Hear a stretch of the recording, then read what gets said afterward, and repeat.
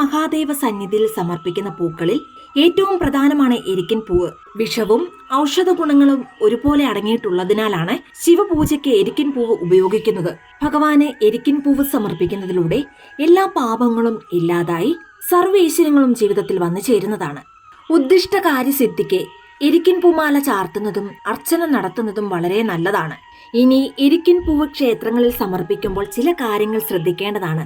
വാടിയ എരിക്കിൻ പൂ, കൃമികീടങ്ങൾ ഉള്ളത്, ഇതൾ കൊടിഞ്ഞത്, വാടിപ്പഴുത്ത് നിലത്ത് വീണത്, പുഴുക്കുത്തുള്ളത് എന്നിവയൊന്നും സമർപ്പിക്കുവാൻ പാടില്ല. ഇറുക്കുമ്പോൾ നിലത്ത് വീണ പൂക്കളും ദേവനുള്ളതല്ല, അത് അസുരനുള്ളതാണ്. അതിനാൽ അതും എടുക്കരുത്. മണപ്പിച്ച പൂക്കളും സമർപ്പിക്കുവാൻ പാടില്ല. എരിക്കിൻ പൂ തട്ടിലോ ഇലയിലോ വെച്ച് മാത്രമേ ക്ഷേത്രങ്ങളിൽ സമർപ്പിക്കുവാനും പാടുള്ളൂ.